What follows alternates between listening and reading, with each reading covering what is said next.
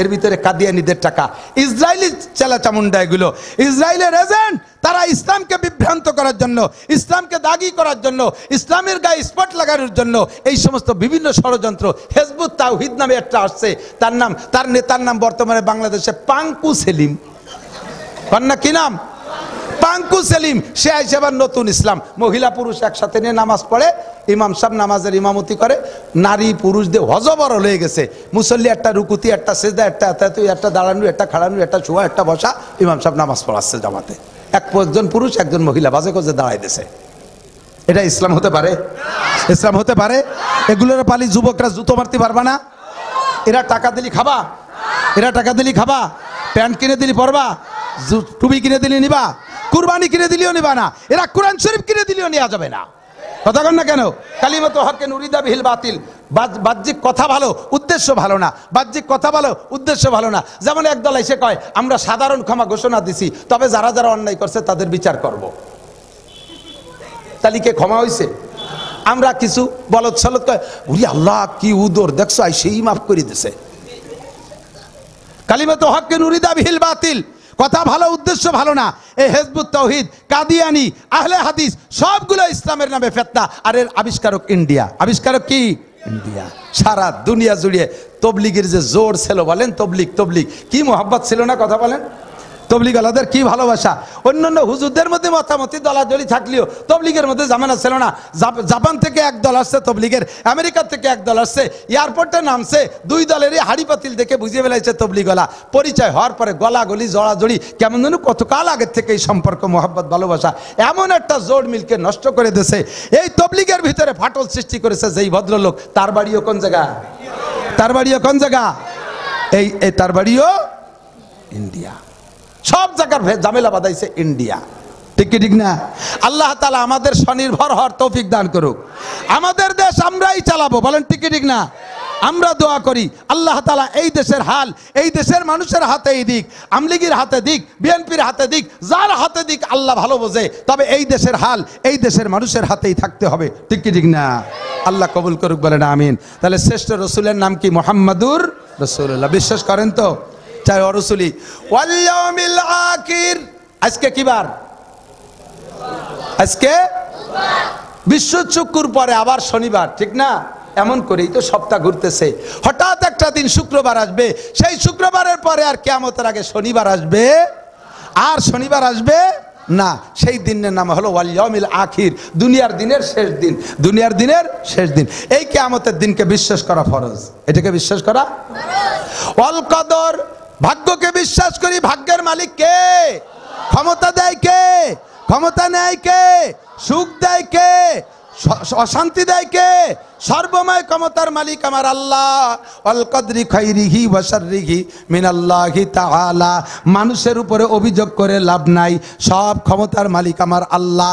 এই বছরই চোখের সামনে দেখেছি বন্ধু, আমাদের হাতে সব ক্ষমতা ছিল, আল্লাহ পাক রব্বুল আলামিন একেবারে বাতাসের সাথে ক্ষমতাটা নিয়ে গেল। আর্মি আমাদের হাতে, বিডিআর আমাদের হাতে, কথা কন না কেন?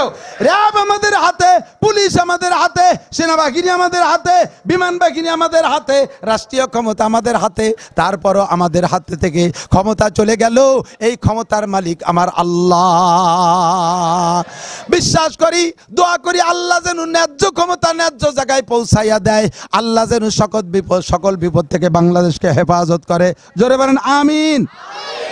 ওয়াল বাসি বাদাল মাউত। 7 নম্বর হলো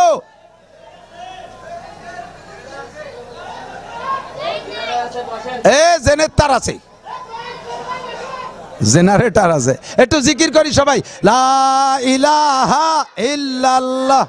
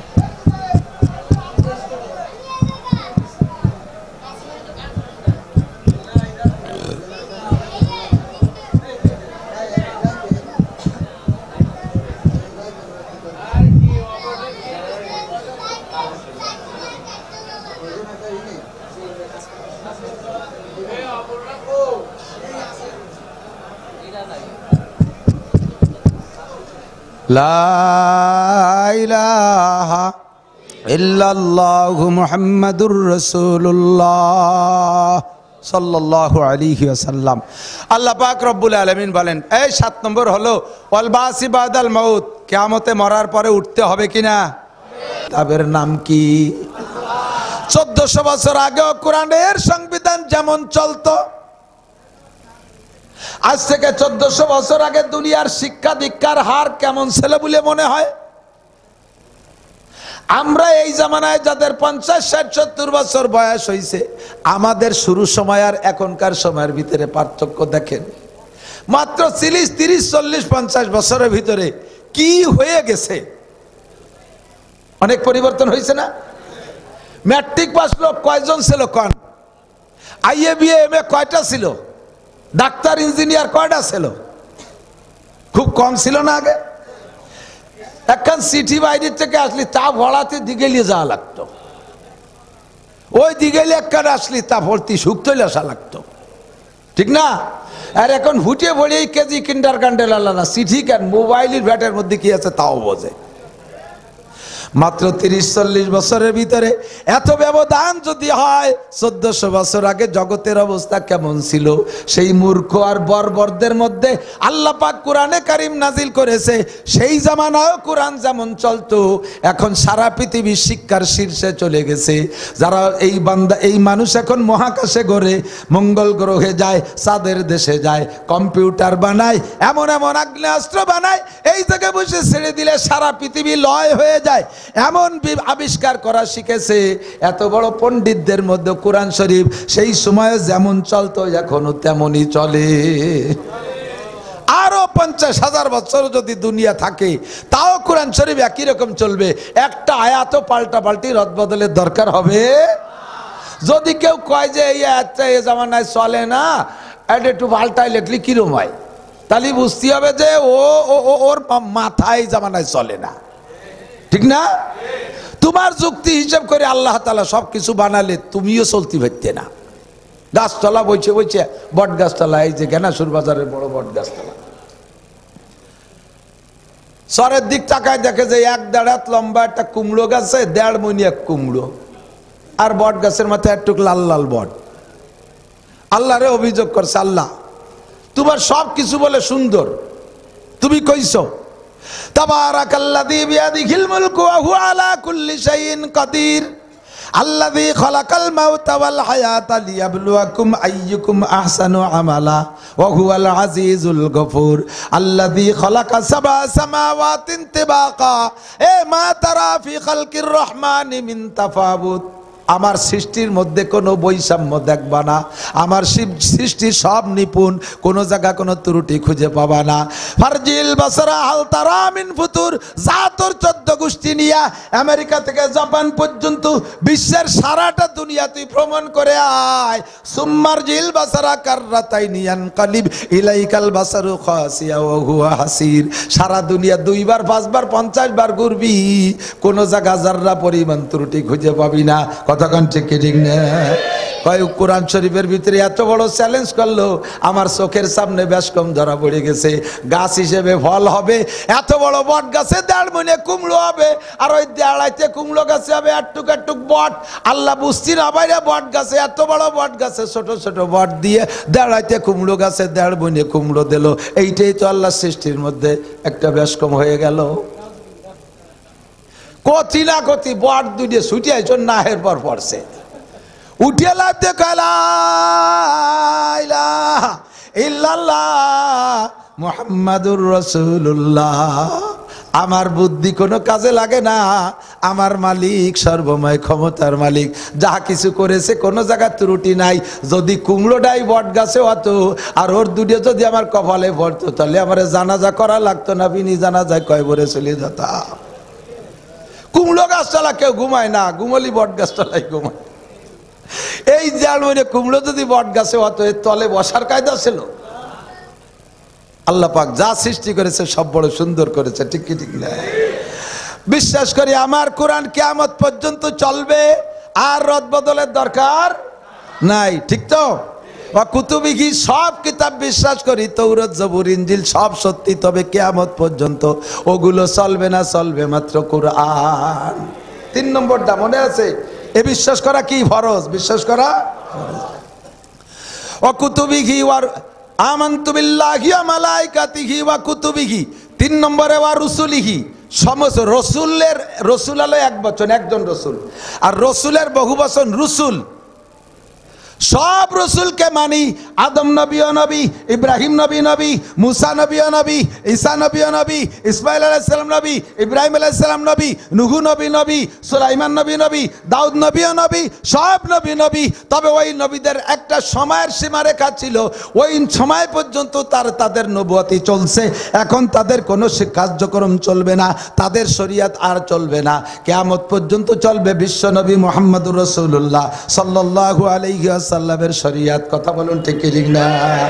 এ আমার শুক্তল বলপা ছুটপা এই এলাকার যুবক বন্ধুরা বলো, আমার নবী বাদ দিয়ে আর কোন নবীর দরকার আছে? যদি কেউ বলে গোলাম আহমদ কাদিয়ানী নবী, তাহলে তারে ফুলের মালা, কিসের মালা? জোর হলো না? খালি জুতো না, জুতো তলে কিছু থাকবে? কি থাকবে? পায়খানা? পায়খানা করলে তো জুতোর দাম, গু থাকবে, গু মাহানি জুতোর মালা। কতক্ষণ? ওর জন্য কোনো কোর্ট কাছারি আদালত ফৌজদারি নাই। আমার নবীর এগেনস্টে নবুয়তি দাবি করে এই লোকটার জন্য কোনো কোর্ট কাছারি আর আদালত ফৌজদারি নাই, আমি তার কোর্ট কাছারি। কতক্ষণ? বিশ্ব নবীর অপমানে যদি না কাঁদে তোমার মন, মুসলিম নাও মুনাফিক, তুমি নবীদের দুশমন। ভারত হলো সমস্ত, এই ইন্ডিয়া হলো সমস্ত ভেজালের কারখানা, সব ভেজালের কারখানা, ইন্ডাস্ট্রিজ ইন্ডিয়া। বাংলাদেশে যত ভণ্ডপীর আসছে, সমস্ত ভণ্ডপীর আসছে ইন্ডিয়ার থেকে। খাদ্যের ভেজাল, ফরমালিন টরমালিন না ফরমালিন যা আছে সব, মাছের ফরমালিন, ফলের ফরমালিন সব আছে কোন জায়গায়? সুস্থ খাবার। 2 বছর আগে হঠাৎ করে দেয় যে বিটিরা বালতি বুলতি খেতা কাপড় ফেলাইছে গাঙ্গেতে দৌড়ে বাড়ির দিকে। কি হয়েছে? আমার সুলতানসি মাদ্রাসার সামনে 3টে কুমির বাইচি উঠছে, মনে আছে নাকি? সুলতানসি মাদ্রাসার সামনে একটুকু একটু গড়িয়েলের মতো 3টে কুমিরই ছাউ বাইচি উঠছে, পুরো মধুমতির সব বিটিরা বাড়ি চলে গেছে। ওয়াজ করে বিটিকে বাড়ি ফাটাতে পারি নেই, কুমিরই দাঁড়াই দেশে। এই জন্যই বলি জায়গায় জায়গায় ওয়াজের সাথে কুমির লাগবে। কথা কন না কেন? ওয়াজের সাথে কি লাগবে?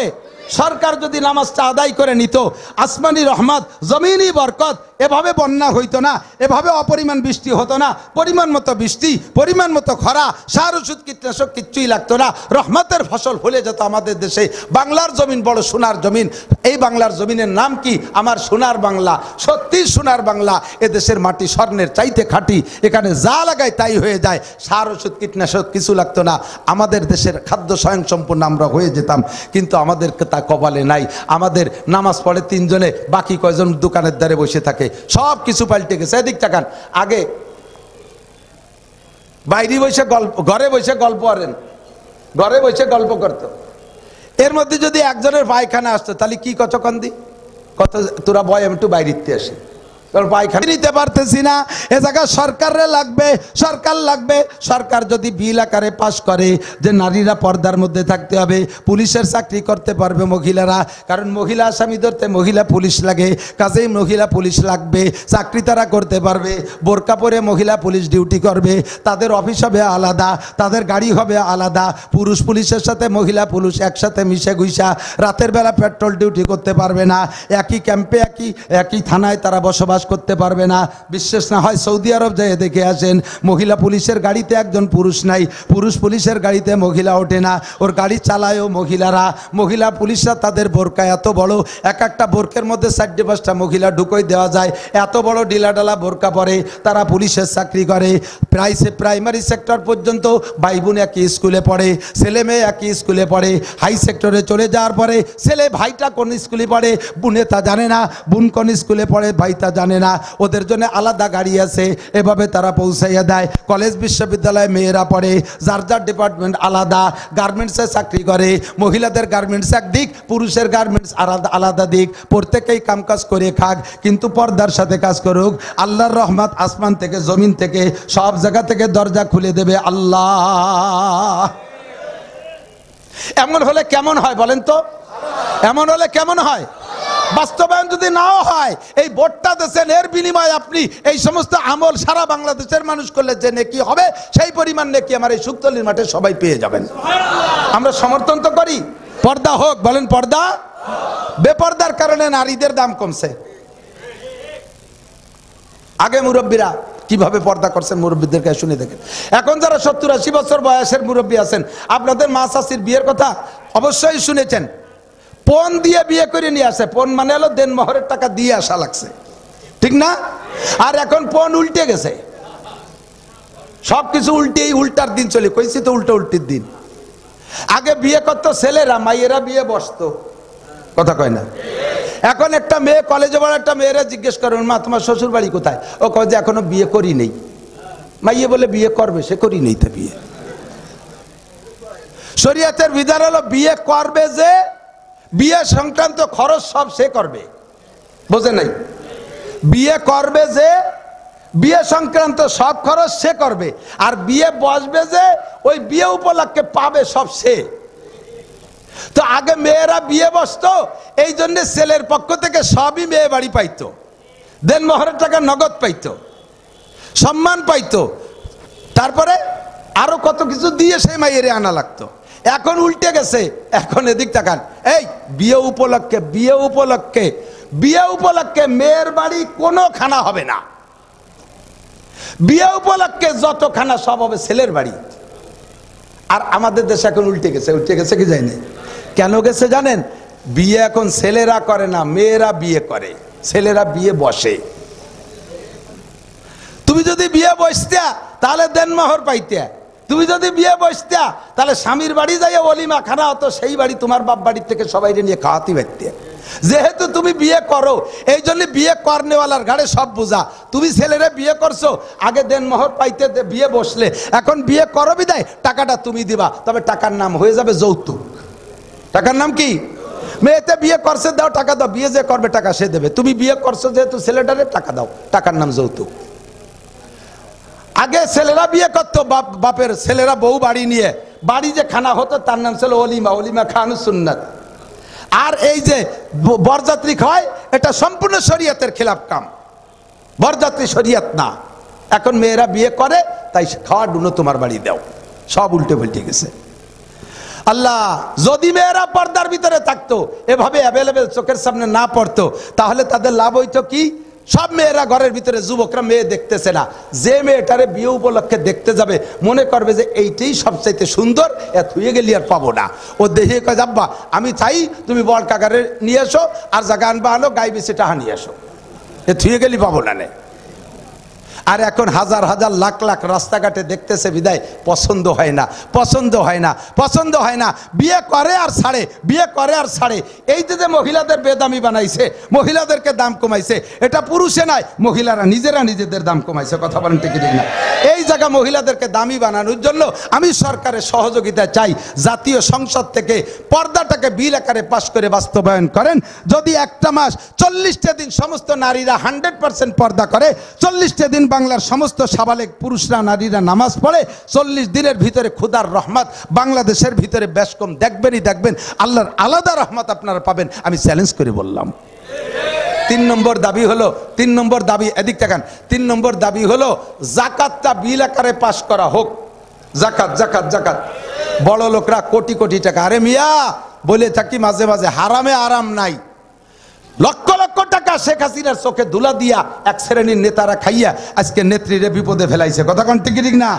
এই কোটি কোটি টাকার যদি জাকাত দিতে আর এভাবে হারাম না খাইতে, এখন সব ফেলাই টেলাই ধুয়ে যাইয়া জেলখানার মধ্যে তসবিটি ভালাগতো না।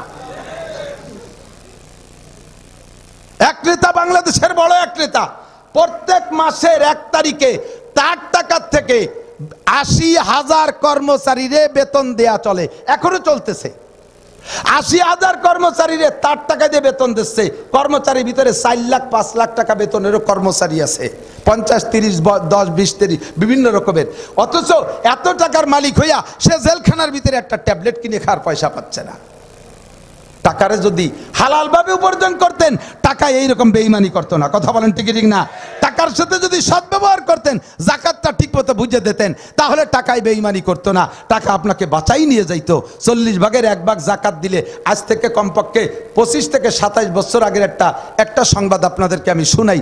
আমি তারাইল বুকের মাদ্রাসায় পড়াইতাম, গেছি রমজান মাসে ঢাকায় কালেকশন করতে, সে জায়গায় যাই একটা ইনকিলাব পত্রিকা পাইলাম, ওর ভিতরে জাকাত বিষয়ের আলোচনা। তো লিখছে ওর ভিতরে যে বিবৃতি যিনি লিখছেন, উনি লিখছেন যে আজকে এই মুহূর্তে যদি বাংলাদেশের যত ব্যাংক আছে, ব্যাংকে বড় লোকদের যে টাকাটা জমা আছে, ব্যাংকে যে হিসাবটা, এই টাকারই শুধুমাত্র যদি জাকাত বের করা হয়, বাকি জাকাত শুধু ব্যাংকের টাকা না, ব্যবসার মধ্যে টাকা আছে তারও জাকাত দিতে হবে, বাড়ি টাকা আছে তারও জাকাত দিতে হবে, এই সব টাকারই জাকাত দিতে হয়। কিন্তু শুধু ব্যাংকের টাকাটার জাকাত যদি বের করা হয় 40 ভাগের 1 ভাগ, তাহলে 25 বছর আগের কথা বলছি, 25 বা 27 হবে, সেই সময় উনি হিসেব বের করছে, যদি ব্যাংকের টাকার জাকাত বের করা হয় 40 ভাগের 1 ভাগে জাকাত আসবে 64,000 কোটি টাকা। সেই সময় বাংলাদেশের বরাদ্দ ছিল 50,000 কোটি টাকা, অর্থ বাজেট ছিল মাত্র 50,000 কোটি টাকা, আর সেই সময় জাকাতে আসে 64,000 কোটি টাকা। এর মানে বন্টন করেন, 64,000 কোটি টাকা হইলে 64 জেলায় 64,000 কোটি টাকা। আমার গোপালগঞ্জে 5 থানায় 1,000 কোটি টাকা। 1,000 কোটি টাকা যদি 5 থানা হয়, তাহলে এক থানায় 200 কোটি টাকা। 200 কোটি টাকা যদি থানায় বন্টন হয়, তাহলে আমাদের গোপালগঞ্জে আছে 20টা ইউনিয়ন, 22টা ইউনিয়ন আছে, 22টা ইউনিয়নে 18 কোটি টাকা করে পাবে এক ইউনিয়ন। এক ইউনিয়নে সরকারি যত বাজেট বরাদ্দ আছে, তার সাথে যদি 18 কোটি টাকা বন্টন করা হয়, গরিব মিসকিন এতিম অসহায় কাঙ্গাল দুঃখিনী বিধবাদের ভিতর দিয়া আমার বিশ্বাস ব্যারাক অ্যাডামস কারিতাস বিআরডিবি স্বনির্ভর জাগরণী চক্র আশা প্রশিকা যারাই বাড়ি বাড়ি টাকা দিয়ে বেড়াচ্ছে, কোনো টাকা পাবলিকই নিত না, গরিবদের চাহিদায় জাকাতের টাকাই পূর্ণ হয়ে যেত। কথা বলেন ঠিক ঠিক না? আর বাংলাদেশটা শান্তির বাংলাদেশ হইতো, এই টাকা স্বাভাবিকভাবে দিচ্ছে না, আল্লাহ পাক এখন যে কোনো কায়দায় আদায় করে নিচ্ছে। টাকার স্বভাব এরকমই, হারাম ঢোকে রাইফেলের গুলির মতো, হারাম ঢোকে রাইফেলে। মুরব্বীরা কন, পাকিস্তান বাংলাদেশ স্বাধীনতা যুদ্ধ যারা দেখছেন তারা বলতে পারবেন, আমি দেখছি তা আমার মনে নেই, সে সময় 1-1.5 বছর বয়স, যা শুনছি পরবর্তীতে, রাইফেলের গুলি ভিতরে ঢোকে জটটুক, পিছন থেকে অটটুক বেরোয়, কটটুক বুগলা খানিক দিয়ে বেরোয় না। যত হারাম টাকা আছে সমস্ত হারামের স্বভাব রাইফেলের গুলির মতো, টাকা যে কয়টা ওই কয়টা ঢুকবে, পিছন দিয়ে বেরোয় নিয়ে যাবে বস্তা ধরিয়ে, কিডনি নিয়ে বেরোবে, বাল্ব নিয়ে বেরোবে, হার্ট নিয়ে বেরোবে, লাঞ্চ নিয়ে বেরোবে, পাকস্থলী নিয়ে বেরোবে, ব্রেন স্ট্রোক নিয়ে বেরোবে, ডায়াবেটিস নিয়ে বেরোবে, বউ ছেলে মেয়ে নিয়ে বেরোবে, ইন্ডাস্ট্রি কলকারখানা নিয়ে বেরোবে। একেবারে তাজা খবর, তখন প্রথমেই আমাকে বিশ্ব রোড হইছে শেখ হাসিনার আগের আমলে, ওই সময় কয় বছর ধরে রাস্তা হইছে, যে কয় বছর রাস্তা কমপ্লিট হই নেই, সেই সময় ব্যানা লাগে দমের নাড়ি উল্টো ভেসতে পারা গেছে না। আমি একবার মালা মাদ্রাসায় মাহফিল, এখন কোনো যানবাহন নাই, মনে করছি মাহফিল হবে না, সন্ধ্যের সময় ফোন দেখো হবেই, তাই যাবো কিসি, আমাকে ঘোড়াদাড়িতে কেকানিতে একটা ভ্যান নিলাম, তো ভ্যান আলারে নিয়ে বিশ্ব রোডে মালা, ওই আলফাডাঙ্গার মালা কাইসেন থানার পশ্চিম পাশে, ওই পর্যন্ত গেলাম। সে সময় বিশ্ব রোড হয়, সারা পথ বইরে আমি ভ্যান পিছন দিয়ে ঠেলি আর ও সামনে দিয়ে টানে, এইভাবে মালা গেলাম দুইজনে ভ্যানে। যাইতে যাইতে ধুলো ধুলো হয়ে গেছি, লাল হয়ে গেছি, জায়গায় সাদা জায়গায় লাল, এর খোয়া মোয়া ফেলাইছে সে জায়গায় লাল ধুলো। ওরা কয় হুজুর কিসি আইছেন, এইরকম ধুলো মাহে গেছে, ভ্যানে আইছি। কিভাবে আসলেন? পায়ে ধুলো কে ঠেলি আনছি ভ্যান। এইভাবে কষ্ট করে গেছি আইছি, 3-4 বছর লাগছে রাস্তা করতে। যখন রাস্তা কমপ্লিট হয়ে গেছে, প্রথম যখন কমপ্লিট হয়েছে, সবাই তো আমরা চলছি কম বেশ, বলেন সে সময় কেমন দেখা যেত, আধা কিলো দূরি মনে হতো যেন রাস্তায় পানি দিয়ে রয়েছে, এরকম মনে হতো না? সেই সময় ভ্যানওয়ালারা চালাইছে, কি চালান, আমি ফুকরিতে বাড়ি আসি, উঠছি এক ভ্যানে, আরে চালান চাল আছে, মোটর হয়নি, পা দিই, আমি একটু আস্তে চালা, এত জোরে চালানোর মধ্যে ব্রেক যদি তোর হঠাৎ করা লাগে, তাতে ব্রেক ছিঁড়ে বিড়ে যাবে। কয় যে ফুকরো আর গোবিনাথর বড় বড় ফাঁকা, কয় হুজুর দেখেন এর হাসপাতাল পর্যন্ত কিচ্ছু নাই, রাস্তা একটা মাছিও নাই, এই 4 বছর চালাতে পারি না, কাজা কাফারা আদায় করে নিচ্ছি, পরান বের একটু চালাতে দেন। এই কতি না কতি ব্রেক করে ফেলাইছে, এমন ব্রেক আমি পড়িয়েই যাই, কোনো মতে ধরি আমি ঠেয়াইছি, গাড়ি দাঁড়াই গেছে, ও গাড়ি খান্ডে থুইয়ে লাভ দিয়ে পিছনের দিক নামিয়ে রাস্তায় একটা সৌ মারলো, পিছনের দিক দৌড়ে গেছে, রাস্তাটা থাবাই দিয়ে পকেটে থুইয়ে ভ্যান ঠেলে, তা চলে না, চালা চালা চালা তাড়াতাড়ি চালা। আরে হুজুর আর মনে হবে না রে হুজুর, আপনি নামি আর একখান ভ্যানে যান, আমি শয়তান চালা, কয় যে হুজুর না আর চলবে না, সে ব্রেক বাইঙ্গে চাকার মধ্যে ঢুয়ে গেছে। তো তুই এইরকম জোরে ব্রেক কেন করলি? আমি তো আগেই কইছিলাম। কেন ব্রেক করলি তুই? এরকম লাভ দিলাম লিখা, পিছনের দিক দৌড় দিলি কা, কি দৌড়লি তাই কদি যে 10টা টাকা ফেলানো, চিন্তা হলাম যে কেউ না কেউ তো নেবে, তাই আনতি যে কি যে সর্বনাশটা হয়েছে। এই 350 টাকা লাগবে না এই ব্রেক সারতি, আর এই বিকেলে কামাই শেষ। 10 টাকা ঢুকছে, বস্তা ধরে বাড়াইনি। হাসে উড়াই দিয়েন না। জীবনে যার জীবনে এরকম ঘটনা ঘটছে চক্ষু বন্ধ করে হিসাব করে দেখেন, সত্য না মিথ্যা? সত্য না মিথ্যা? হারাম 1 টাকা ঢুকবে 100 টাকা নিয়ে বেরোবে, 10 টাকা ঢুকবে 1000 টাকা নিয়ে বেরোবে। হারাম টাকা বাড়ি ঢুকাইছো, থাকতে পারবা না বাড়ি। হারাম টাকা দিয়ে পায়খানা বানাইছো, ওই পায়খানায় আঁকতে পারবা না। তুমি হাসপাতাল আর জেলখানা, লাস্টে কবরস্থান তোমার পোস্টিং, শেষ ফাইনাল পোস্টিং তোমার কবরস্থানে। আল্লাহর ঘর মসজিদের কাজ বাকি রয়েছে, আর বাড়ি 5 লাখ টাকা দিয়ে পায়খানা বানাও। ও পায়খানায় তোর আঁকতে দিচ্ছি না, যেমন হচ্ছিস তা না। কতক্ষণ জায়গা মতো কাজে লাগাইতে হবে। তো মানুষে বুঝতেছে না, আমরা ওয়াজ করি তা বোঝেই না। তো শরিয়াতে কি বলা হয়, সরকারের কাছে দাবি করলাম জাকাতটা বিল আকারে পাশ কইরা, এই জাকাত যথাযথ আদায় করেন। ইনকাম ট্যাক্সে জাকাত আদায় হয় না, বিলটা পাশ করে আর জাকাত আদায় করে আমানতদার, দিনদার, আল্লাহওয়ালা, আল্লাহর প্রতি বিশ্বাস আর আখিরাতের প্রতি যার ভয় আছে, মানকা মাল্লাম ইয়াখাফিল্লাহ লাম ইয়াখাফিন নাস, যে আল্লাহরে ভয় পায় না সে মানুষকেও ভয় পায় না। কথা বলেন না কেন? যে আল্লাহরে ভয় পায় না সে মানুষরে, আল্লাহরে ভয় পায় না বিদায় নামাজ পড়ে না, আল্লাহরে ভয় পায় না দাড়ি রাখে না, আল্লাহরে ভয় পায় না সে রোজা রাখে না, আল্লাহরে ভয় পায় না জাকাত দেয় না। কাজেই ওই লোকটা আল্লাহরে ভয় পায় না, মানুষের হক মারিয়ে খাতিয়ে সে ভয় পাবে না। এই রকম বেঈমানদের কাছে দিয়েন না। তালি গুরবা মিরো সাগজিরো মুসে রাদার বাকুনাত ই দুনিয়ার কানে দৌলত মুলকে রাবি রাকুনাত। আমানতদার মানুষের কাছে দেবেন। বিলের কাছে যদি ভাজা মাছ পাহারা দিতে দেন, থাকবে? কাটা মাথা সব খেয়ে ফেলাবে না? ইঁদুরির কাছে যদি কন যে আমি একটু পায়খানা নিতেছি, তো এই চালির বস্তার দিক খেয়াল রাখিস, তো খেয়াল রাখবে না? ও আন্ডারগ্রাউন্ডে বাংকার খুঁজছে তল দিয়ে সব নিয়ে যাবে না? কতক্ষণ? কুত্তর কাছে যদি কন যায় যে গোসের আড়ির দিক খেয়াল রাখিস, আমি একটু বাড়িতে আসি, থাকবে? তাহলে যার কাছে দিলি থাকবে না, তার কাছে দিয়েন না। আমরা যারা হজে যাই, হাজি সাহেবরা থাকলে বলেন, হাজি সাহেব হাজি আছেন নাকি? হাজি হাজি হাজি মাশাআল্লাহ, 2-4 জন হলে সাক্ষী যথেষ্ট। কুরবানি করছেন না হজে? কুরবানি করছেন? কুরবানি করার ছাড়া তো হালাল হতে পারেন নাই। তো কুরবানি যে জন্তুটা করছি আমরা, ওইটা আমরা খাইয়ে আসি না। কিন্তু ও কোন জায়গা জবাইতেছে হাজি সাহেবরা, মুআল্লিমরা, তা আমরা জানিও না। তবে কুরবানি করে হাজার হাজার লক্ষ কুরবানি। এই কুরবানিগুলো সৌদি আরবওয়ালারা আমাকে এই কুরবানি খাওয়ার জন্য ওরা অত লালায়িত না, তারা তাদের কুরবানি খেয়ে সারতে পারে না। এই কুরবানির জন্তুর গোশতগুলো যায় কোন জায়গা? কিছুদিন রাখিয়া নাড়ি বুড়ি ফেলাইয়া ধুয়ে বুঝে ভালো হইরে গোসল টোসল করাইয়া কাফনের কাপড় বলাইয়া বিভিন্ন গরিব দেশে পাঠায়। বাংলাদেশ পায় সবচেয়ে বেশি। আমরা বাংলাদেশে প্রত্যেক বছর এই দুম্বা আর উট আমাদের দেশে আসে। উটির তো খুরই লেয়াজও দেখতে পাই না। দুম্বা মাঝে মাঝে একসময় দেখতাম, ইদানিং কত বছর দুম্বার খবরও জানি না। এ দুম্বাগুলো আসে না তা না, দুম্বাগুলো আসে নিতান্ত গরিব যারা শিল্পপতি, কোটিপতি, রাষ্ট্রপতি, ভগ্নিপতি, এই দুলোবাইরা খাইয়ে সব সাফ করে বেলায় দেয়। কথা কন না কে? প্রত্যেকের বাসার ভিতরে বড় বড় কয়বর বানায় নিচ্ছে ডিপ ফ্রিজ, ওর মধ্যে ঢুকাইয়া সারা বছর ভরিয়ে হাজিদের কুরবানির বরকতের গোশত খায়। আল্লাহ কায় এখন খা, জেলখানায় বসে ইতিকাফ কর, খা জম্বের খা খা। এদের কাছে দিলি পাওয়া যাবে? কথা বলেন। জাকাতের টাকা দিতে হবে আল্লাহ ওয়ালা দিনদার আমানতদার মানুষের কাছে। যদি উম্মতের কাছে পৌঁছায় দেয় তাহলে ফকির মিসকিন থাকবে না। আমার এই সমস্ত লিল্লা বডিগালা মাদ্রাসা আপনাদের কাছে ভিক্ষা খয়রাতের জন্য যাওয়া লাগবে না, জাকাতের টাকাই এগুলো চলবে। মুসলিম অর্থনীতির 1 নম্বর মাধ্যম হলো এই জাকাত কালেকশন করা। এইটা সরকারের কাছে দাবি করছি বাংলাদেশে শান্তি আসার জন্য।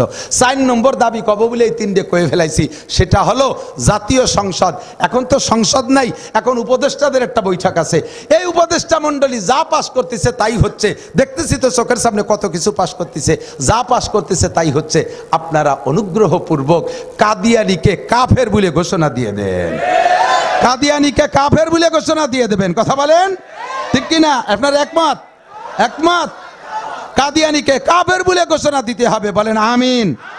4টে দাবি পূরণ করেন, ইনশাআল্লাহ বহুদিন টিকে যাবেন। এই 4টে যে 4টের কথা বলছি, সকলকে যদি নামাজ পড়ায়, সব জায়গা যদি পর্দার পরিবেশ করে, আমাদের যাকাত যদি সঠিকভাবে আদায় করে দেয়, কাদিয়ানির যদি কাফের বলে ঘোষণা দেয়, আমরা সবাই এর ভক্ত হব কি হব না? আমাদের সরকারের আর কিছুর দরকার নাই। আমাকে যে রাস্তাঘাটগুলো চলতেছে এগুলো কাজগুলো বন্ধ না হয়ে যায়, যাতে আমরা বাইয়েছে বাড়ি যেতে পারি কোনো মতে। আল্লাহ কবুল করুক, বলেন আমিন। সরে চলে আসি অনেক দূর। সমস্ত নবীর মধ্যে সব নবীকে বিশ্বাস করি, তবে শেষ নবী মুহাম্মাদুর রাসূলুল্লাহ। ঠিক আছে তো? যুবকরা, পয়সা খাইয়ে ইমান বেচিস না। মা বোনরা, পয়সা খাইয়ে ইমান বেচো না। যত আহলে হাদিস আছে বাংলাদেশে, খেয়াল করে না, বাংলাদেশে যত আহলে হাদিস, নিউ আহলে হাদিস, সবগুলো কাদিয়ানীদের এজেন্ট, সব কাদিয়ানীদের এজেন্ট। নামাজ নাই, কালাম নাই, নামাজ একটু শুরু করিয়ে মসজিদে যাইয়ে ফাঁসের জন্য লাইতে নামাই ফেলানোর কায়দা। নামাজে দাঁড়ানো দেখছেন আহলে হাদিসে লাগে, খালি ফাঁসের জন্য এরকম লাইতে হয়। আমি এই বাণীপাড়া ওখানে যাই, এক মেলা দিন আগে ছাত্র বয়সে নামাজ পড়তে ঢুকছি, ওরকম আমার ভাষার জন্য আমার লাইতে হয়। আমি মনে হয় যে ওর মনে পায় সমস্যা আছে, ওর জায়গায় হচ্ছে না, একটু সরিয়ে দাঁড়াইছি। আবারও সে দুনিয়ে পরে আমি বুঝে বেড়াইছি তো সেই পার্টি। পরে আমার মধ্যে শয়তানি এসে কুজলমি, আমি সত্যি থাকো দেই তো সেগায় কটুক কুলোয়। আমি মসজিদের নিচেই নেমে যেতে, তুই কুহানি যে পাও বাদাইস।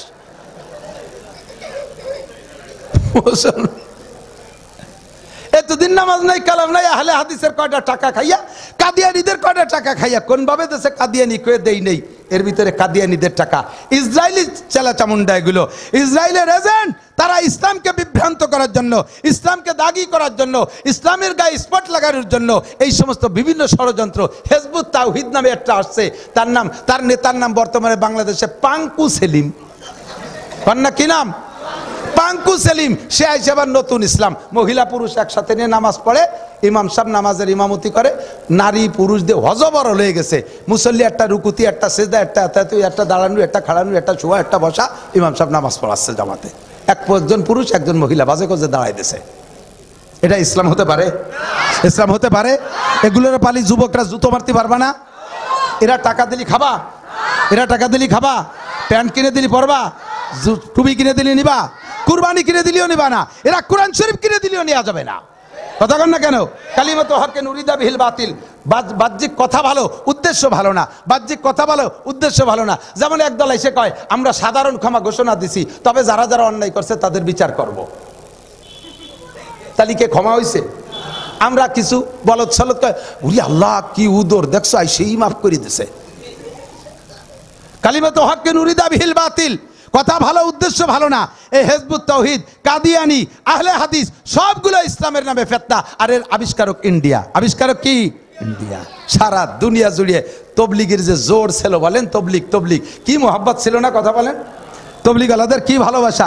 অন্যান্য হুজুরদের মধ্যে মতামতি দলাদলি থাকলেও তবলিগের মধ্যে জামানা ছিল না। জাপান থেকে এক দল আসছে তবলিগের, আমেরিকা থেকে এক দল আসছে, এয়ারপোর্টে নামছে, দুই দলেরই হাড়ি পাতিল দেখে বুঝে ফেলাইছে তবলিগলা। পরিচয় হওয়ার পরে গলাগলি জড়াজড়ি, কেমন যেন কতকাল আগের থেকে এই সম্পর্ক, মোহাব্বত, ভালোবাসা এমন একটা জোড় মিলকে নষ্ট করে দিয়েছে। এই তবলিগের ভিতরে ফাটল সৃষ্টি করেছে যেই ভদ্রলোক, তার বাড়িও কোন জায়গা? তার বাড়িও কোন জায়গা? এই তার বাড়িও ইন্ডিয়া। সব জায়গার ঝামেলা বাঁধাইছে ইন্ডিয়া। ঠিক কি ঠিক না? আল্লাহ তাআলা আমাদের স্বনির্ভর হওয়ার তৌফিক দান করুক। আমাদের দেশ আমরাই চালাবো, বলেন ঠিক কি ঠিক না? আমরা দোয়া করি আল্লাহ তাআলা এই দেশের হাল, এই দেশের মানুষের হাতে দিক, আমলিগির হাতে দিক, বিএনপির হাতে দিক, যার হাতে দিক আল্লাহ ভালো বোঝে। তবে এই দেশের হাল এই দেশের মানুষের হাতেই থাকতে হবে। ঠিক কি ঠিক না?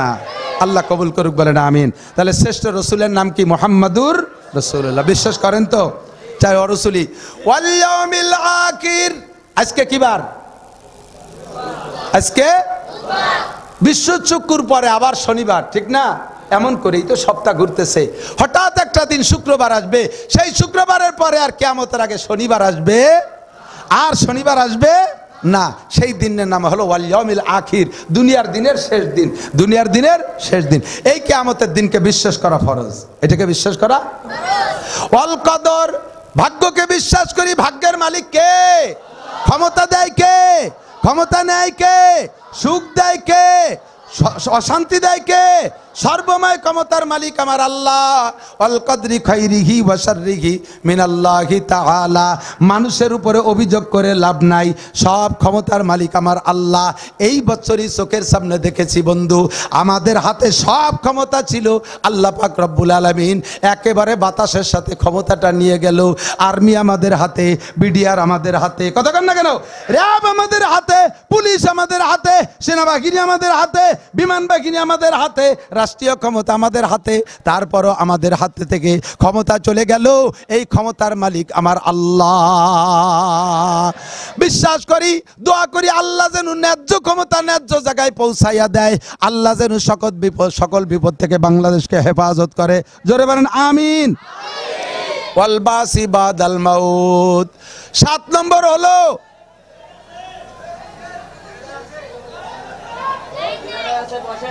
জেনারেটর আছে, জেনারেটর আছে, একটু জিকির করি সবাই, লা ইলাহা ইল্লাল্লাহ।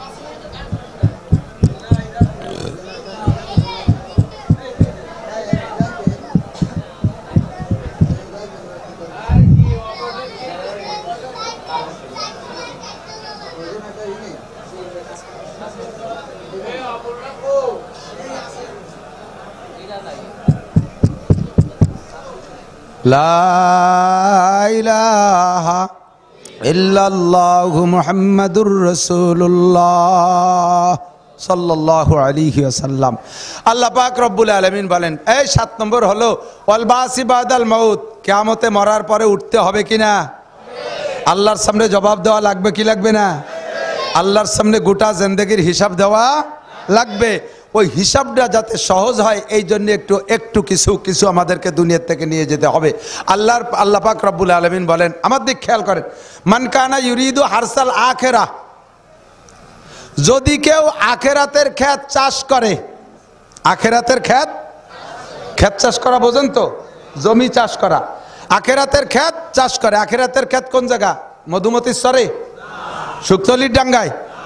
আখিরাতের ক্ষেত কোন জায়গা? সব জায়গা। আখিরাতের ক্ষেত সব জায়গা। যে ব্যক্তি আখিরাতের ক্ষেত চাষ করে, অর্থাৎ শরীয়তের বিধিবিধানের পর আমল করে, আল্লাহ পাক বলেন, মান কানা ইউরিদু হারসাল আখিরা নাজিদ লাহু ফি হারসিহি, তার চাষের মধ্যে আমি বরকত দেব। এদিক দেখেন, তার চাষের মধ্যে বরকত দেব। আমল করবে কম, নেকি পাবে বেশি, ইবাদত করবে কম, সওয়াব পাবে বেশি, পরিশ্রম করবে কম, পারিশ্রমিক পাবে বেশি, ডিউটি করবে কম, বেতন পাবে বেশি। একটা দূরে বলে আমি শেষের দিকে চলে যাব। মসজিদে নামাজ পড়বেন 1 ওয়াক্ত, কয় ওয়াক্ত? জামাতে নামাজ পড়বেন 1 ওয়াক্ত, আপনাকে আল্লাহ তাআলা 527 ওয়াক্ত নামাজের সওয়াব দেবে। একবার পড়বেন সুবহানাল্লাহ, বলেন, জান্নাতের ভিতরে বিশাল একটা ফলদার গাছ লাগানো হয়ে যাবে। একবার বলেন আল্লাহ, 4000 নেকি। একবার পড়ি লা ইলাহা ইল্লাল্লাহ মুহাম্মাদুর রাসূলুল্লাহ, 4000 নেকি। একটু কামলে 1 বস্তা নেকি। মান কানা ইউরিদু হারসাল আখিরা নাজিদ লাহু ফি হারসিহি। হুজুর আলাইহিস সালাতু ওয়াস সালাম বলেন, মান তামাসসাকা বিসুন্নতি ইনদা ফাসাদে উম্মতি ফালাহু আজরু মিয়াতি শাহীদ। যেই সময় দুনিয়া থেকে সুন্নাতগুলো বিলুপ্তির পথে মুসলমানদের অলসতার কারণে অথবা মুসলমানদের বিভিন্ন অপকৌশল ষড়যন্ত্রের শিকার হইয়া মুসলমানদের ভিতরে থেকে সুন্নতগুলো চলে যেতে থাকবে, মুসলমানদের ভিতরে সুন্নত থাকবে না, অপসুন্নত যুগে বলবে, এই সময় যদি একটা সুন্নতের পর আমল করে 100 শহীদের সওয়াব। কষ্ট পাইলেন আপনারা? কম হয়ে গেছে? তা সুবহানাল্লাহ আর একটু মুহাব্বতের সাথে 100 শহীদের সওয়াব দাড়ি রাখলে। কারণ এখন দাড়ি রাখা বড় কঠিন।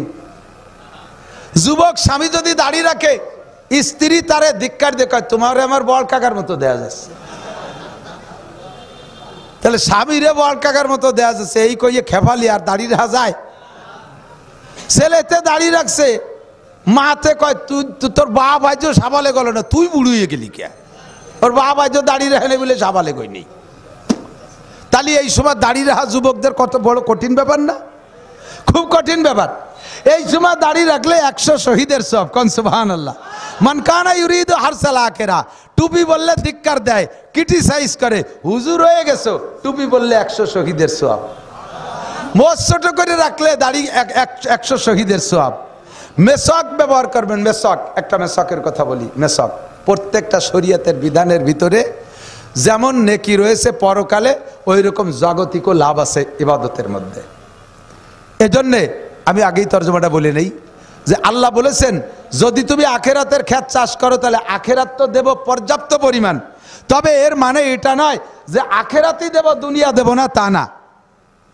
যে ব্যক্তিকে আখেরাত দেবে তারে দুনিয়া দেবে না, তা না। আখেরাত তো দেবেরই দেবেন, হাজার হাজার কোটি গুণ বাড়াই দেবে। আবার প্রত্যেকটা ইবাদতের সাথে দুনিয়াও আছে।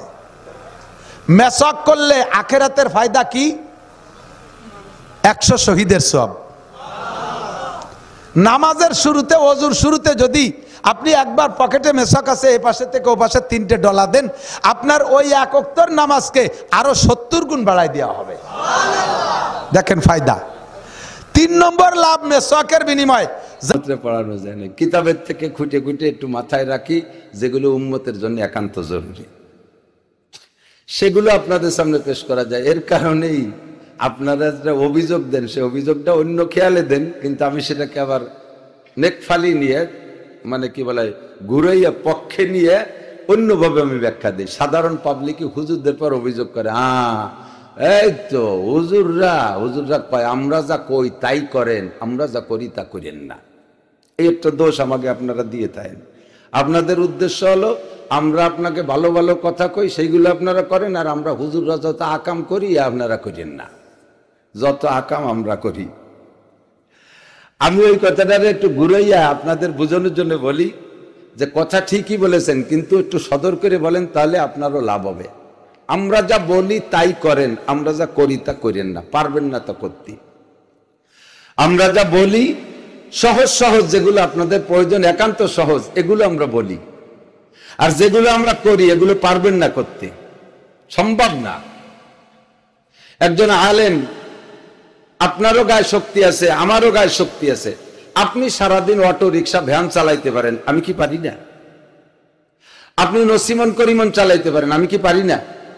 আপনি ট্রাক চালাইতে পারেন, আপনার যোগ্যতা দিয়ে ট্রাক চালানো শিখছেন, আমি কি পারি না?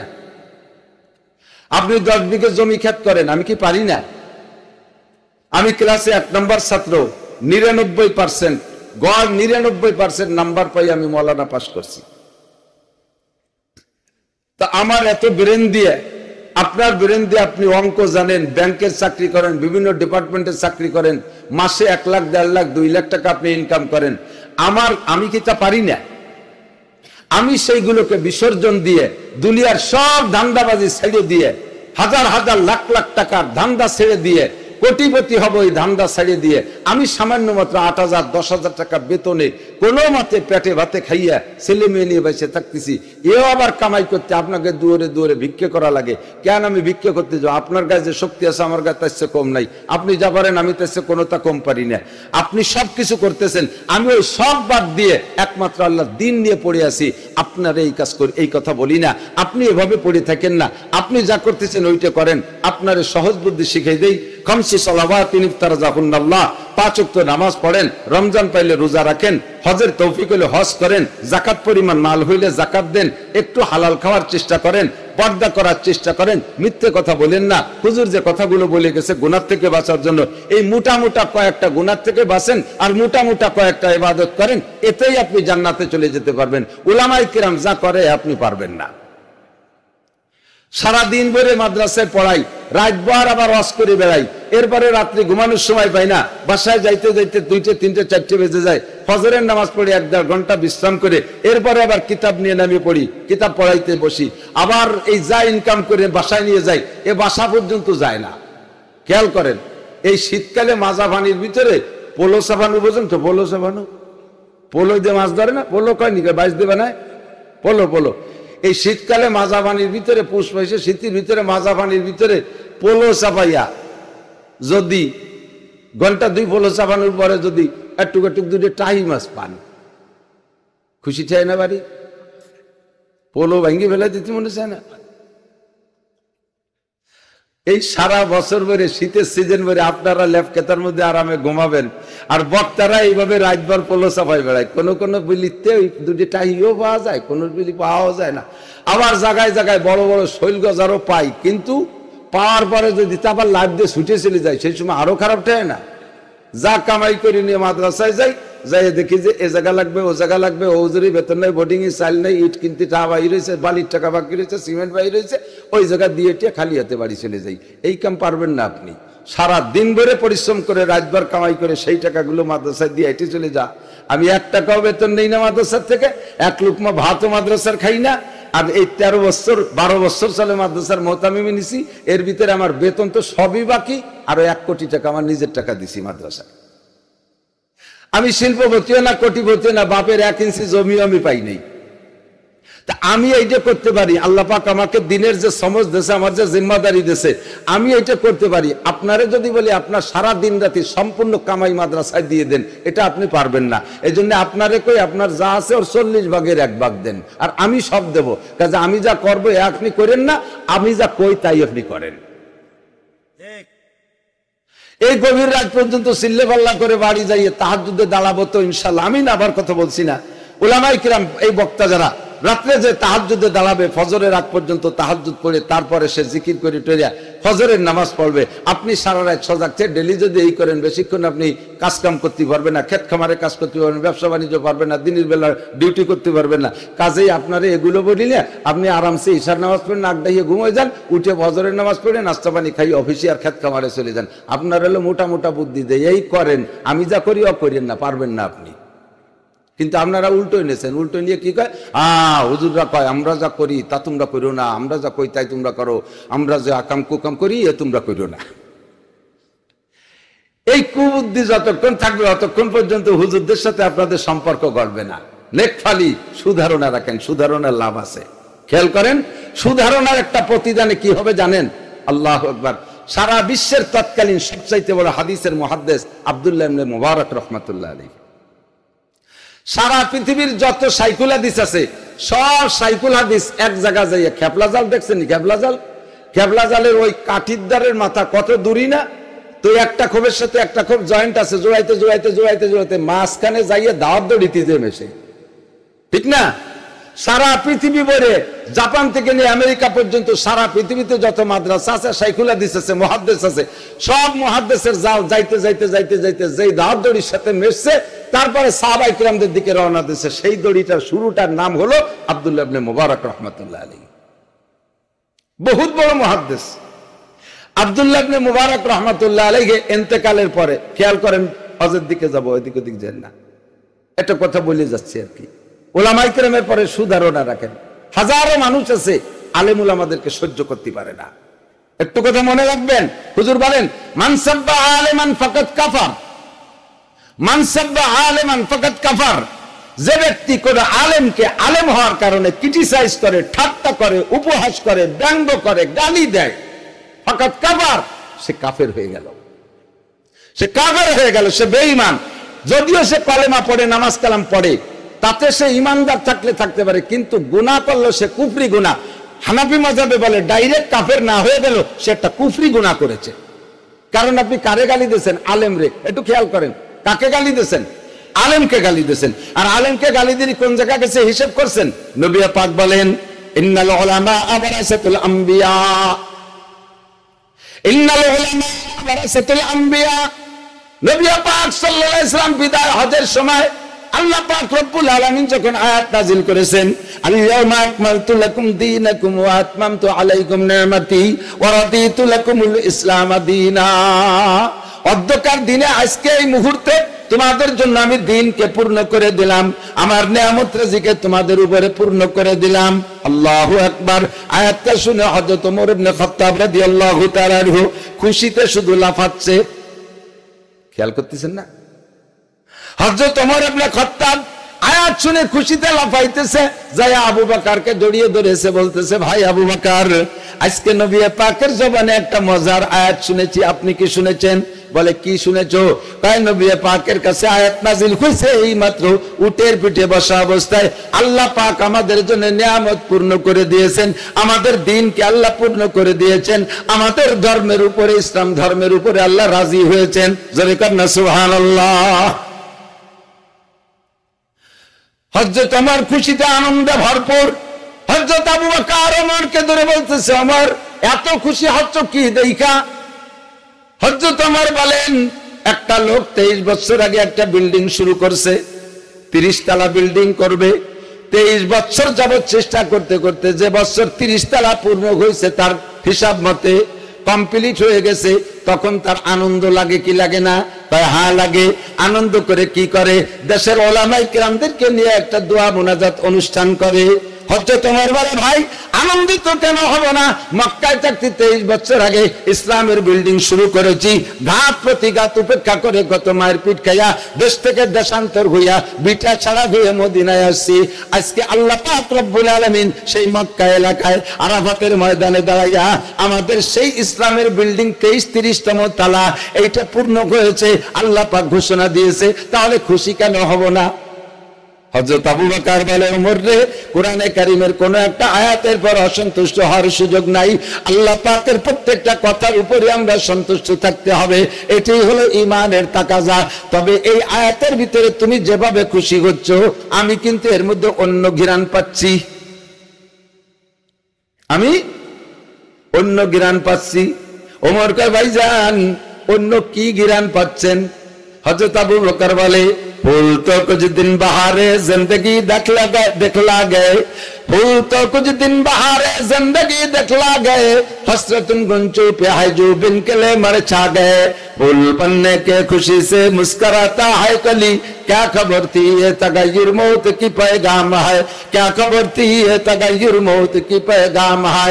ওমর রে, সব ফুলগুলো যখন মুকুল হয়ে বের হয়, তখন ওই পুকুলটার মনে মনে সাপ থাকে, আমি একদিন বড় হব, আমি একদিন মুখ খুলবো, আমি একদিন ফুটবো, একদিন আমার ফুটা হয়ে যাবে। যখন আমি পূর্ণাঙ্গ ফুটতে পারবো, মালি দেখে খুশি হবে, বাগানের মালিক দেখে খুশি হবে, মানুষের দেখে আনন্দিত হবে, ওরে ক্যামেরাম্যানরা আমার ছবি নিবে, এমন একটা সাত ফুলের মধ্যে থাকে। কিন্তু ওই ফুলটা জানে না, ক্যা খবর দিয়ে তাগায়ুর মৌত কি পয়গাম হয়, দৈনন্দিন ফুলটা যে বড় হয়, এইটা তার মৌতের পয়গাম, এইটা তার মৃত্যু সংবাদ টেনে আনতেছে। যখন ফুলটা পুরো ফুটে যায়, এরপরে ফুটতে যতদিন লাগে, পূর্ণ ফুটা হয়ে যাওয়ার পরে অতদিন আর লাস্টিং করে না। হে আমার আল্লাহ পাক ইসলামের ফুলকে ফুটায় দিয়েছেন, আজকে ফুলটা পুরো ফুটে গেছে, আল্লাহ ঘোষণা দিয়েছেন। আমার সন্দেহ আছে আয়াতের ভিতরে আল্লাহ পাক নবী পাককে আমাদের থেকে তুলে নিয়ে যাবেন। নবী পাকের নবুয়তের ফুল ফুটা শেষ হয়ে গেছে, এখন পাপড়ি জড়া শুরু হবে। সম্ভবত আয়াতের মধ্যে নবী পাকের মরণের সিগন্যাল আসছে।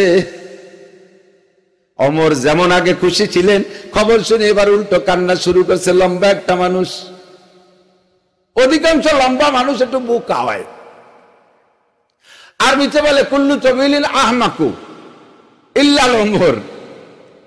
অধিকাংশ বা বেশিরভাগ বা সব লম্বা মানুষ বোকা হয়, কারণ বুদ্ধি আলো তৈরি হয় মাথা আর এই কলব দুটো মিলে যায়। তা লম্বা মানুষের গাল লম্বা আর কারণে কলবেতে মাথা বেশি দূরে যেন বুঝিয়ে দেরি যায়, সে আবাক আবাক হয়ে ওঠে। আর বাইরে মানুষের মাথা আর কলব কাছাকাছি মাটির তলতে বুদ্ধি চালে, ওকে সাথে বাইরে উঠা যায় না। কিন্তু হযরত ওমর লম্বা বলে বোকা না, তবে মাঝে মাঝে এইরকম দুই মুখী বুঝ বসতেন। কখনো এটা বোকা হয়ে গেছে, একদিন আইসে হুজুরের কাছে ফেল ফেলায় কাঁদতেছে, পোলাপানের মতো জ্ঞান জ্ঞান, হুজুরকে কি হয়েছে এত ভয় কে? আমার ভয় হচ্ছে, আমার মনে হচ্ছে কি যে আল্লাহ হাসরের মাঠে সব মানুষদের যদি বলে সবাই বেহেশতে যাবা, সবাই বেহেশতে যাবা, শুধু একজন মানুষ দোজখে যাবে, হুজুর আমার ভয় হচ্ছে মনে হয় সেই মানুষটা আমি। হুজুরকে লা তাহজান ওয়ালা তাখাফ, ভয় পেও না, টেনশন করো না। ওমর, যেই ব্যক্তি বলে মান ক্বালা লা ইলাহা ইল্লাল্লাহ ফাদাখালাল জান্নাহ, যে ব্যক্তি বলে লা ইলাহা ইল্লাল্লাহ, ওই লোকটার নাম জাহান্নামের কাতার থেকে কাইটা যায়। ওমর يضاف له العذاب يوم القيامة ويخلد فيه مهانا إلا من تاب وآمن وعمل عملا صالحا فأولئك يبدل الله سيئاتهم حسنات وكان الله غفورا رحيما। টেনশন করো না, আল্লাহ কামুল হাকিমিনের বড় ihsan। বান্দার খেয়াল করে না, বান্দা যখন তওবা করে, তওবা করার সাথে সাথে এরপরে যদি সে নেক আমলের দিকে রওনা দেয়, বিগত জীবনে যত গুনাহ ছিল সব গুনাহ আল্লাহ নেকি দিয়ে বদলাইয়া দেয়। খুশি হয়ে গেছে, তাহলে তো টেনশন নেই। খুশি হইয়া আল্লাহু আকবার। এই আয়াত তো হযরত আবু বকরও শুনছে, ওমরও শুনছে। আবু বকর এবার ওমর রে বলতেছে, খেয়াল করতেছেন তো, আবু বকর এবার ওমর রে কইতেছে, ওমর তোমার নেকি আমার চেয়ে বেশি, তোমার নেকি আমার চেয়ে বেশি। আল্লাহ তো বলতে কিভাবে আমার নেকি তোমার চেয়ে বেশি? তো হযরত আবু বকর ওমর রে বলতেছে যে এই যে আয়াতটা হুজুর কইল, এই আয়াতের কি তরজমা? এই দিক দিয়ে যাই, অত অত ডাঙ্গা পাড়ি দিতে গেলে জমা লিখবেন, এই দিক দিয়ে ওকে লাইন কেটে হাড়াহাড়ি ওই দিক। হুজুর বলছে না কোরআনের আয়াত, জীবনের সব গুনাহ পাল্টাই আল্লাহ নেকি বানায় দেয়। ওমর তোমার নেকি আমার চেয়ে বেশি। খেয়াল করছেন কি কইছে? আবু বকর কয় ওমর রে তোমার নেকি আমার চেয়ে, তুমি আমার চেয়ে ভালো। আর আমরা কি কই? হুজুর হলি কি হয়েছে, ওর মতো কত হুজুর আমার পাত্তাল দিয়ে ডুবই বেড়ায়। সুবহানাল্লাহ। এ কর্ণওয়ালা আছে না নাই? আরে তিন চিল্লে দিলি কি হবে, সুই দিয়ে গভুর ঘুষিয়ে খালে। আমরা অত নামাজও পড়ি না, আমরা অত আকামও করি না। তুমি নামাজ না পড়িয়ে যে আকামটা করে তুইছো, এ মাপ্পা কি দিয়া, এ সমাধান কি দিয়ে হবে? আমাদের চাইতে ভালো কেউ না। আমাদের প্রত্যেকটা মানুষের এই স্বভাব। শেখ সাদি রহমতুল্লাহ ফার্সিতে বলে, প্রত্যেকটা মানুষের স্বভাব হলো নিজের জ্ঞানে পরিপূর্ণ মনে হয়, নিজের অবস্থাকে পবিত্র মনে হয়, নিজেকে যথেষ্ট ভালো মনে হয়, আর একজনকে মোটে মোছেই বান্ধে না। এই হলো স্বভাব। আর একজনের মোটে পাত্তাই দেয় না। তিনজন ভ্যানের পর বসে বসে দরবার হতেছে, হাসিনের কোনো বুদ্ধি নেই, আর খালেদাকে লেহা বলা জানে না, মূর্খ। আর এর সাথে ছেলে এক লুচ্ছ। তিনজনে তিনজনে ধরছে। জিজ্ঞেস করলাম তোরা তিনজন কি এরকম? আমি ভ্যান চালাই, আর ও মাটি কাটে, আর ও মাছ বেচে। যে তিনজনে তোমাকে মোছে বানতিস না, সেই তিনজন বারবার ঘুরে ঘুরে প্রধানমন্ত্রী প্রেসিডেন্ট হয়, আর তোমরা এত বুদ্ধিমান বলে এই ঘুরে বেড়াও। সারা ইউনিয়নের ভোট দিয়ে যারা চেয়ারম্যান বানাইছি, সেই চেয়ারম্যান এক যাইলিয়ে দাম টাবার তোরা, তুমি যারা একটা ভোট তুই দাঁড়া, তোর বউ তোরে ভোট দেবে না রে। অভারজনদে খুতবা জামাল। আর প্রত্যেকটা মানুষের স্বভাব হলো নিজের সন্তানদের খুব ভালো দেওয়া যায়, আর একজনের দ্বারে ভালো দেওয়া যায় না। পাশের একটা ছেলে একেবারে চোষে কাটা নাক, গ্রাম্য বাংলায় কয়, টিয়ের ঠোঁটের মতো নাক, ডালিমিচ দানার মতো সাজানো দাঁতগুলো, কচুরবুলির মতো সাদা, চোখ দুটো হরিণীর মতো ভাষা, কান দুটো খরগোশের মতো খাড়া, মাথাটা একেবারে সুন্দর, এরপরে গাল ভরা গোশ, হাতের বাহুটা একেবারে বেলনের মতো, আঙ্গুলগুলো সরু সরু, একেবারে কাঁচা হলুদের মতো চেহারা, এই কানের লতিটা একটু বেহা। আর একজনের যে দেখতেছে তার ছেলে না কি নাই, ঠোঁট ফাড়া, দাঁত তিন মাড়িতি, নাক দিয়ে শিয়েন বার হয়ে দাঁতের মধ্যে ভেট দিয়ে বেরিয়ে যাচ্ছে, কান দিয়ে পুষ বেরোয়, টাকায় উত্তর দিক দেখে দক্ষিণ দিক, আটা যা রাস্তা দিয়ে চলে যায় খালের মধ্যে, মাথা সাইকেলের সিঁড়ির মতো তিন কোনা, গলা শূন্য, ভাষায় গোস্ত নাই, পেটটা জন্ডিজির মধ্যে এরকম ভুলা, ওইটার মধ্যে এসে উড়ো শুনালো কুড়ো আমার পাখি। আর ওই ছেলেটার দেখে কেমন দেখা যায়, কানটা কিরম, কানটা একটু বেহা। যদি আল্লাহ তাআলা মানুষে এই স্বভাব না দিত যে নিজের দ্বারে ভালো দেওয়া যায়, প্রত্যেকটা প্রাণীরে এই স্বভাব না দিত, তাহলে ছাগলে তার কালা কালা বাচ্চা ফাড়ায় মারি ফেলাই দিত। কুত্তর যে সাদা সাদা বাচ্চা তাকে নিয়ে দুধ খাওয়াতো। সাহাবায়ে কেরামদের স্বভাব ছেলের উল্টো। সাহাবায়ে কেরামদের স্বভাব আমি ভালো না তুমি ভালো, আমি ভালো না তুমি ভালো। আল্লাহু আকবার। সেই ফেল ফেলে লম্বা মানুষটারে বুকার মতো জন কান্দে, তারে সান্ত্বনা দিয়ে হুজুর যে আয়াত শুনিয়ে দিলেন, এই আয়াত ধরে হযরত আবু বকর ওমর রে কইতেছে, ওমর তোমার নেকি আমার চেয়ে বেশি, তুমি আমার চেয়ে ভালো। হযরত ওমর কয়, ভাইজান কি কন, যা কন আর না কন এই পাগলামি কথা কন কে? আপনি কোথাও আবু বকর আর আমি কোন ডাস্টবিনের ওমর? আমি আপনার চেয়ে ভালো, এর দলিল কি? তো হযরত আবু বকর বললেন, এই যে একটু আগে হুজুর কইল না তোমারে, ইদাফ লাহুল আযাবু ইয়াওমাল কিয়ামাতি ওয়া ইয়াখলুদ ফীহি মুহানা ইল্লা মান তাবা ওয়া আমানা ওয়া আমিলা আমালান সালিহা ফাউলাইকা ইউবাদদিলুল্লাহু সাইয়্যাতিহিম হাসানাত।